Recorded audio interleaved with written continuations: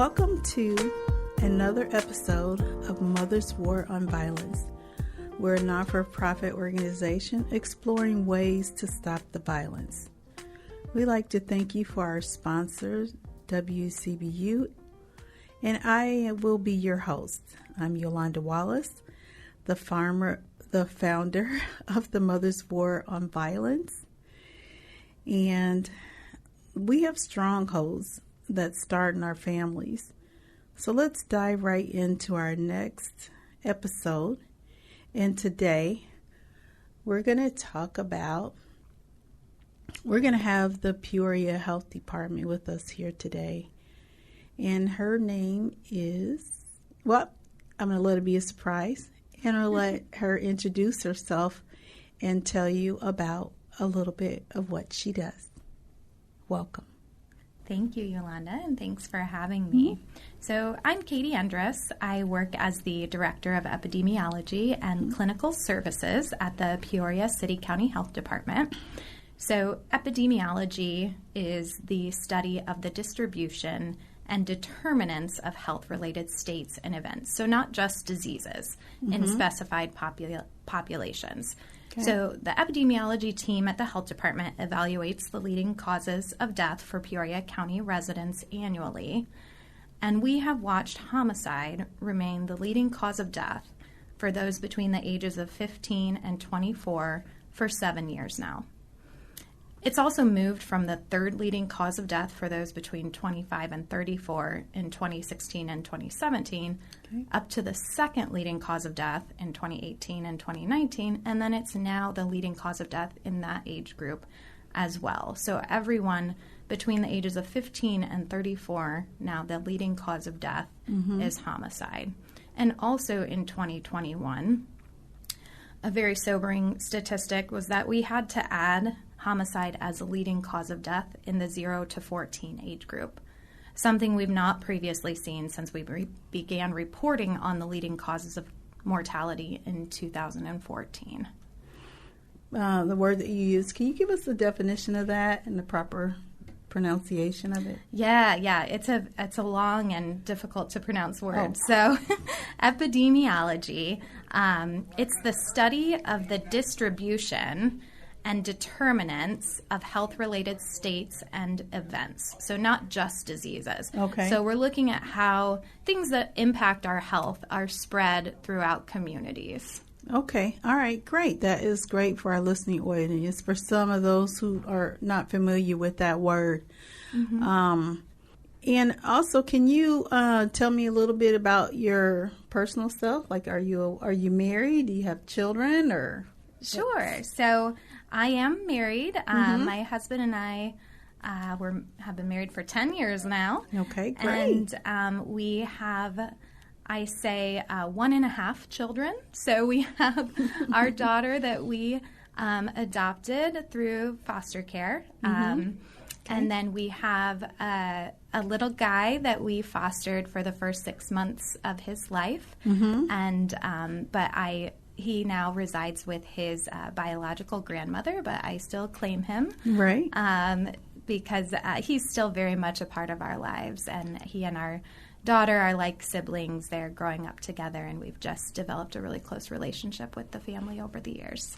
Great. Well, I see that the health department has, of course, with all the things that you just mentioned and the statistics of why the that's some of the reasons of why the health department got involved with Cure Violence.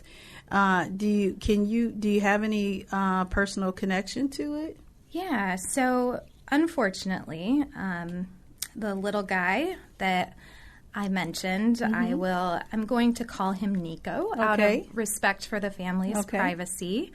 And I did speak with his grandma prior to the podcast and invited her to join. And she's just not ready to share her personal story yet, but she gave me permission to speak. But I think out of respect for the family, I'd like to just protect their privacy. So from his second day of life until he was 6 months old, when we transitioned his care over to his dad, who I'm going to call Jordan. We developed a close relationship with Jordan throughout the transition and continued to watch Nico and provide support in whatever way they needed. So while letting go of this child is by far the hardest thing I have ever done, it's also by far the greatest thing that I have ever done. The love that we gave him laid the foundation for a healthy attachment with his dad. Great. But after only a little over a year together, Nico lost his dad to gun violence. So that's why... Here in Peoria? Here in Peoria. Okay. So... and is his case solved or unsolved? It's still unsolved. Okay. So Nico now lives with his paternal grandmother. So his dad's grandparents... are caring for him. Petitioned for guardianship. Okay. After his passing, because Jordan had moved in with his parents to have some support when he became a single father. Okay. And so it just made sense for that transition for him to remain in that home and where he would, have a lot of support and love. And so he knows how much his dad loved him and how proud he would be of him. But it's really hard, I think, for everyone because he'll never get to see his pride on his face or hear his laugh. So many people, such as yourself, will channel their grief into motivation to raise awareness about what caused a specific loss and try to gain support for initiatives that would prevent it from happening to others. And so that's kind of where I landed. In the wake of this tragedy, the health department was really the best place for me to be. I had the support of our administrator, Monica Hendrickson, as well as our Board of Health to study the epidemiology of gun violence and look for public health approaches to prevent it from happening to other families. So that means you went through all the grief stages that everyone else does in losing a child, because if you had him the first 6 months of his life, that's just yeah so we grieved the separation. I mean, we were very fortunate to remain a part of his life, and when he became an adult and stuff. Great. Yeah. Okay.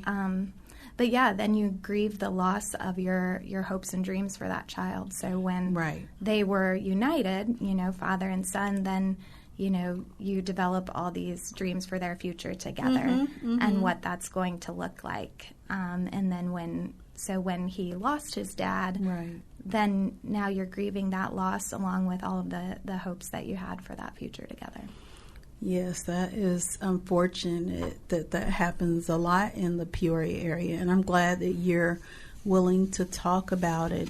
Sometimes I find in dealing with families, especially those with unsolved murders, there's a lot of resistance from the families to share their story, to talk about it. Some of them feel shame. Some have guilt. Some have different reasons why they don't want to talk about it. And it's hard for me trying to help them through their grieving process, as a community person involved with starting things for unsolved murders, to get them to see how in our city there's not very many, we don't have any programs to help for unsolved murders except for what we do with the Who Killed Me poster campaign the John Buckley Memorial Garden does with that, and just trying to heighten the awareness that these families are here, because one of these days the little boys are going to grow up. And I always use my grandson as an example. He never met his uncle.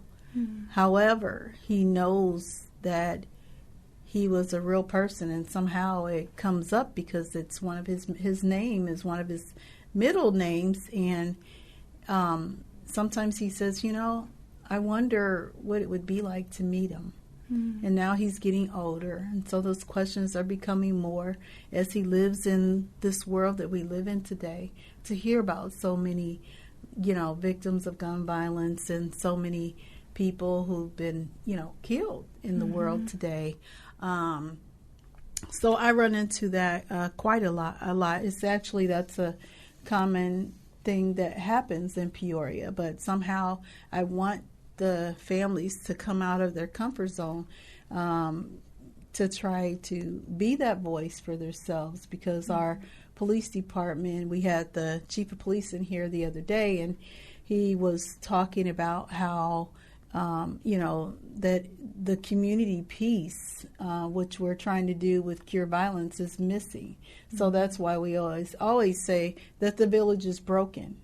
There's not, there's that no snitch code that's going on. And then in the African American community, which we know that majority of the murders that are that are happening in our Peoria area are those of African American. Mm-hmm. So I was just wanting to say thank you again for coming on our show. And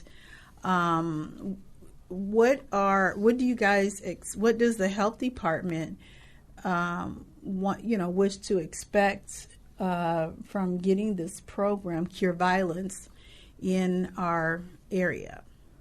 Yeah, so while looking at, the data, which is what we do in the epidemiology department, back in 2018 when I started at the health department, I noticed these disparities, like you mentioned. Like, this is disproportionately affecting youth and Black youth. Mm-hmm. And so, and I looked at how it was increasing. I could see that in 2018 there were 24 homicides, and the year before there had only been 15. Mm-hmm. And the majority of those cases were due to gun violence, 80% of them. And so, and a third of them were under the age of 24. Right. So these were children. And so I began to ask, what are we doing about this? We have work groups that focus on healthy eating and active living because so many people are dying of heart disease. Mm-hmm. We have work groups that are focused on increasing cancer screenings because so many people die of cancer, or on helping people quit smoking because of the rates of lung disease in our community. So certainly with our children being gunned down in the streets, we have a group working on this, right? That's right. Well, we do now. At the time, we didn't. So I began researching evidence-based strategies to reduce the rates of gun violence in our community. And you would think there'd be a lot of available research out there based on the scope and the toll of this problem. Or resources. Right, right. The homicide rate in America is 8 times greater than that of other established democracies around the world. But gun violence research has been underfunded and blocked by legislation historically. When compared to other funding for other common causes of death, like I mentioned, the federal government only spends $57 per gun death, while lung disease, cancer, and heart disease receive anywhere from $1,700 to $6,500 per death. And so... despite this gross underfunding, I found a program that had been extensively researched and produced positive results in a variety of communities where it had been implemented across the U.S. and even in other parts of the world. And that was Cure Violence. And that's great. That's one of the things that, that we talk about a lot, is that the biggest thing I liked about Cure Violence, and we, hopefully you would agree as well, is that they, as an effect of what has happened to the families that are left behind of gun violence, not only is there health issues, there is the problem with felonies or ex-felonies, or people feeling like they need to protect themselves, so they need to carry guns and stuff like that. And I like that piece that Cure Violence has, that it's able to involve ex-offenders in solving the problem. I think you need to have them all at the table. You need to have the mothers at the table to help solve the problem. The ex-offenders, who have actually either they've done something or they've had it done to them and their family. But we need to come together so we can turn it around for the family. And I also like that Cure Violence is going to be visible in the community, and starting on the East Bluff. Is that right? That is correct. Yeah, the plans are, we know we need 2 sites because the gun violence in our community is mostly happening on our East Bluff, but then also on our south side. But we're going to get the East Bluff site up and running first and then move into the south side. But what you mentioned about the community-based part of it, I think that's really, really important for people to understand. And there have been some misperceptions around that these are people coming from Chicago to work in our community, which is not at all how the program works. So individuals are hired that serve as interrupters and outreach workers are from the target areas with high rates of gun violence. And because these workers, they need to know and understand the dynamics of the community to be able to intervene. So, and they'll be paid a living wage with full benefits. And this is a requirement because these individuals that would qualify to work, as you mentioned, they often face barriers to unemployment due to that criminal record. Exactly. As well as the family members who have, the mothers being mostly the single parent family household in Peoria right now, and across America as well. They seem to have a hard time having jobs because a lot of the jobs don't pay adequately.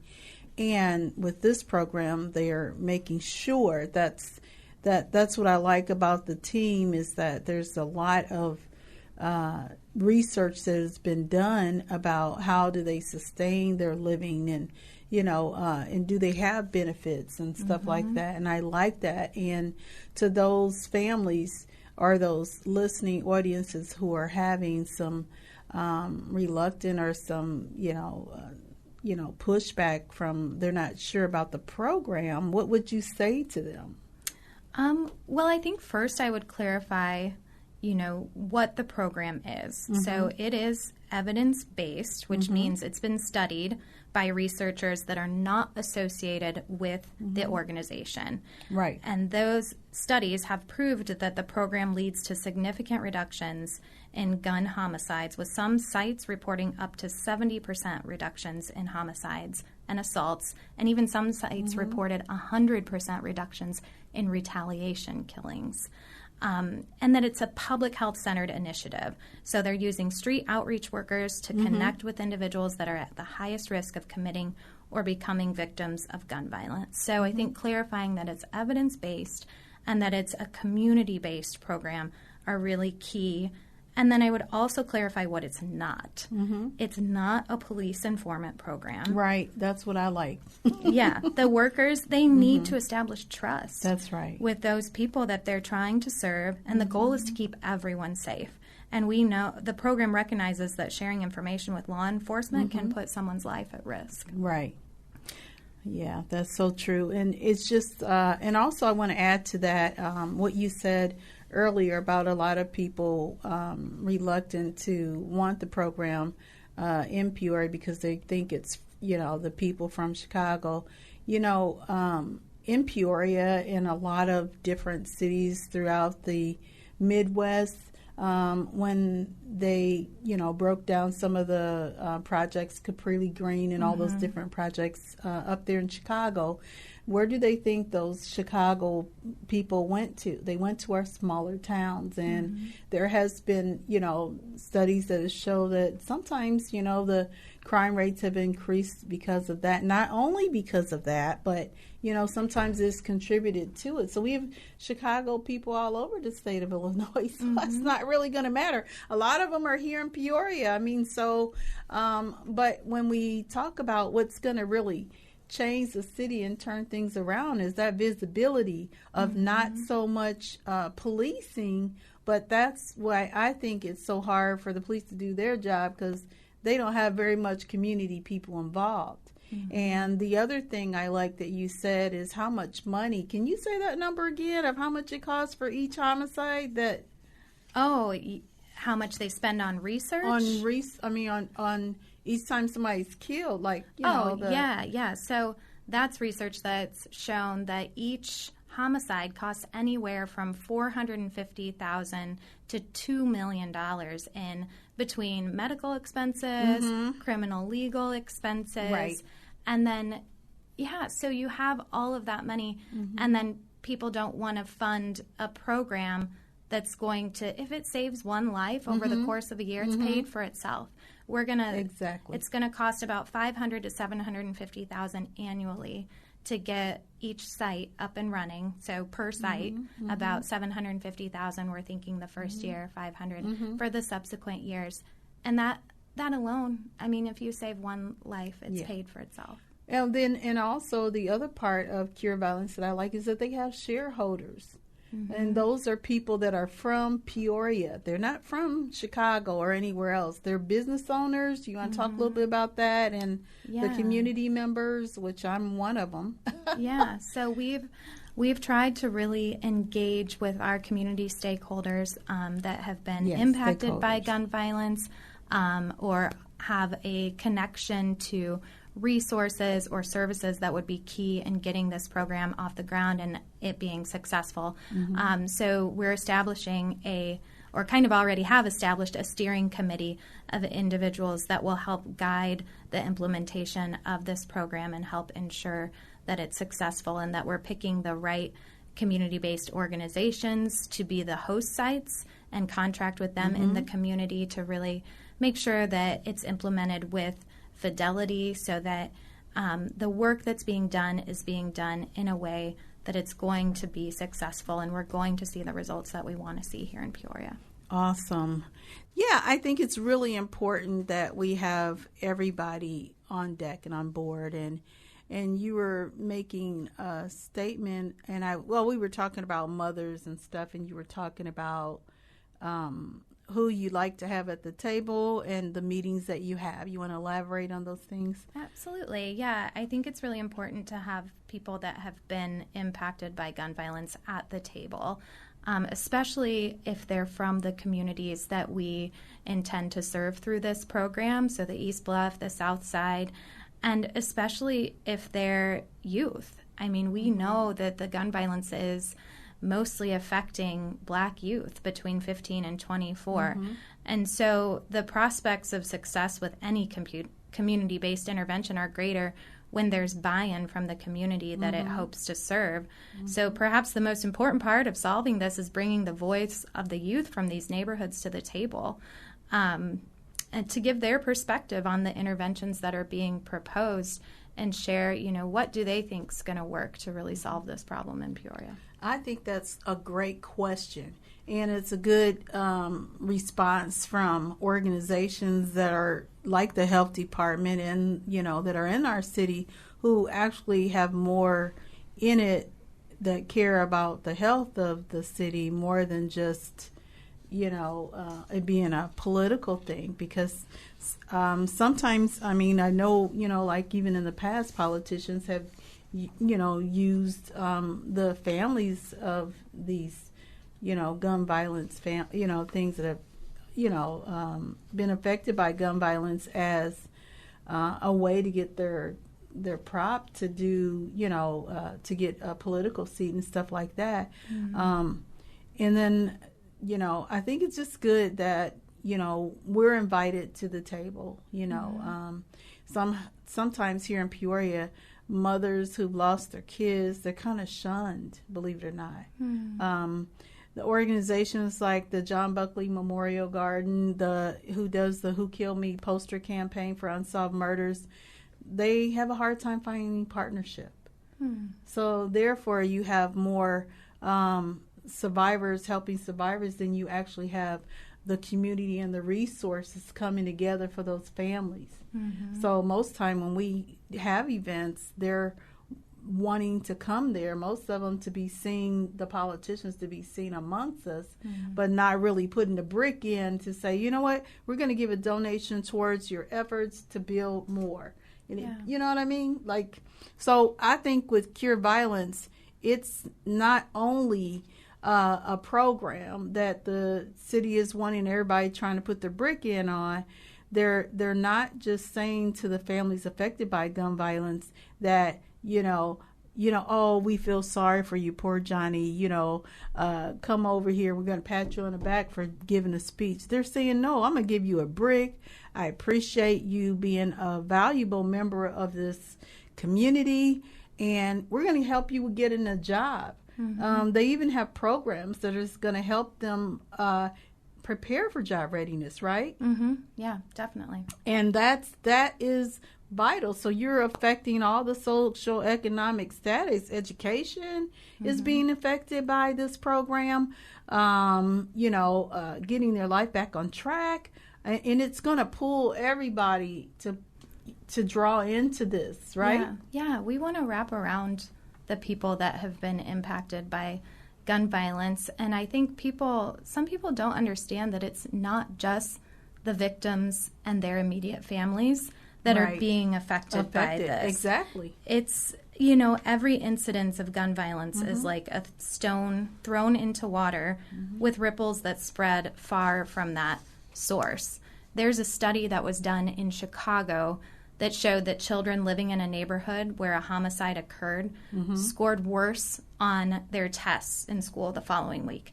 They didn't have to see it, hear it, or even know the victim. They just had to know that there was a shooting death in their neighborhood. So until we address this ongoing trauma, our children aren't going to be able to learn and function well at school. And that affects everyone. Yes. And it can also result in long-lasting changes to brain chemistry that can be passed down to future generations. And cause health issues, like you were saying. The stress and trauma. Yeah, because when you start talking about the stress and the trauma that leads to diabetes, the stress and the trauma that leads to heart disease, heart failure, high blood pressure, nobody really talks about those things. But we see it when we study mortality that, in our communities of color, people are dying on average 12 years younger than their white counterparts living in different parts of the city. You're right. I've heard that. That study was done right here in Peoria. Wow. Yeah. Ooh, okay. Well, thank you, Katy. You are so insightful on exactly where we are in our city as far as the fatality, as far as the cure violence, as far as what we in the health department and other organizations are doing to try and stop the violence in our area, to stop the mortality rate being so high in the homicide victims, because it's worth a try.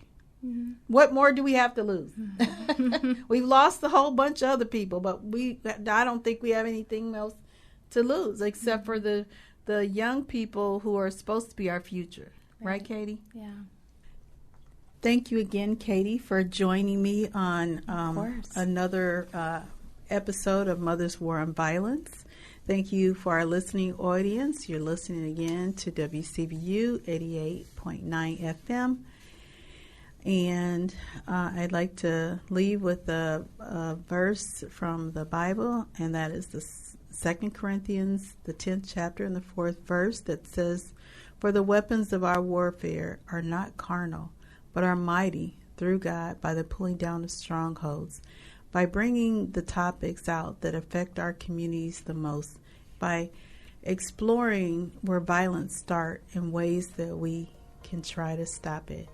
Again, thank you again for listening to Mother's War on Violence, and we hope that you have a blessed day.